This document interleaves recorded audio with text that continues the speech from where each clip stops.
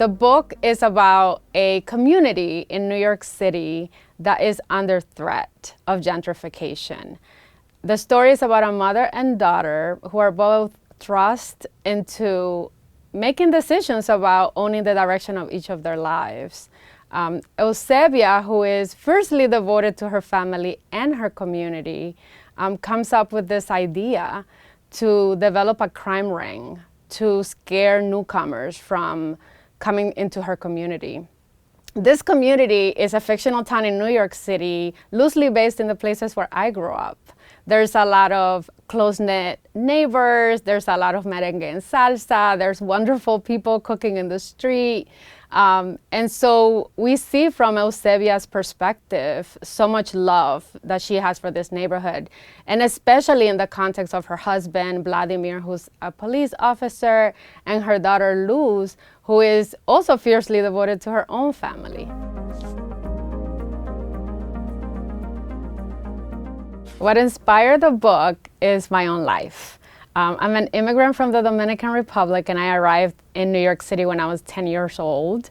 Over the time when I was growing up in Harlem, there was a great deal of change.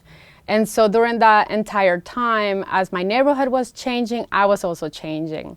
I went away to college in upstate New York. I went to graduate school. I studied in corporate America.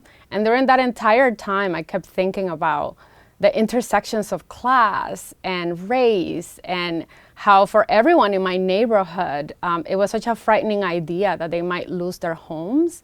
And there were certain times as I was navigating between my job downtown and living uptown where I could just feel how much fear there was. And I got this sense that people would pretty much be willing to do anything to save the people they loved and to save their homes.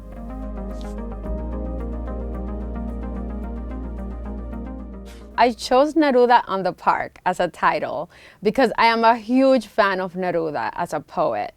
One of the things that I love most about Pablo Neruda is that he believed very deeply in accessibility of art. He believed that every single person in society, whether it was, the doctor or the teacher or the street cleaner, should all be able to understand his poetry.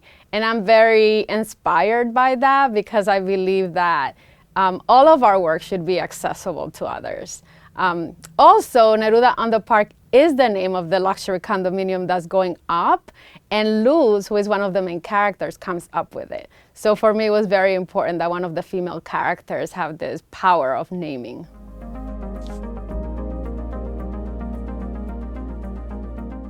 What I'm hoping readers take away from this book is how much love and tenderness there is between the mother and daughter, Eusebia and Luz.